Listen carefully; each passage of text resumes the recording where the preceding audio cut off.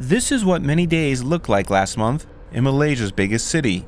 Toxic haze hovering over Kuala Lumpur and across much of the country. We know that it's bad for the health, especially if you expose it for a long period of time. Yeah, you don't know what you bring into your lung. Visibility is horrible, and there's also the pungent smell in the air because of all the burning. And it's very harmful to health because you have all this, this very fine hazardous particles in the air which we are actually inhaling. Much of the smog swept in from Indonesia, where fires were set to clear land for plantations, although some of the plantations are owned by Malaysian companies.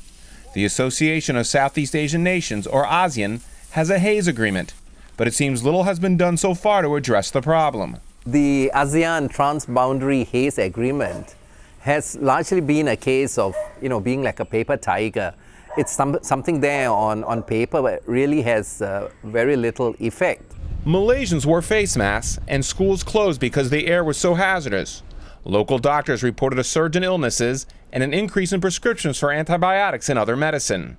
There are a lot of upper respiratory tract infections coming along with this haze.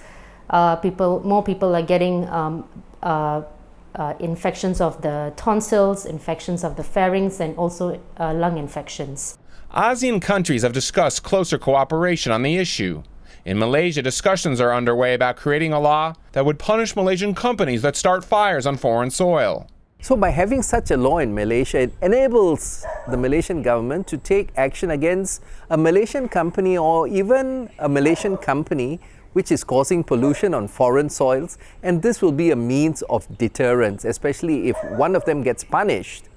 Environmental activists applaud the proposals, but add more cooperation is needed on multiple fronts. That is, the federal government, the state governments, and the local governments, in partnership with the corporations, in particular the large plantations, the communities, and civil society to work as a monitoring group as well.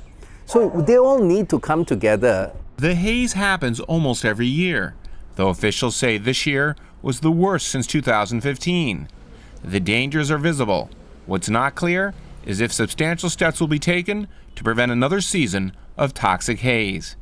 Dave Grunebaum for VOA News, Kuala Lumpur, Malaysia.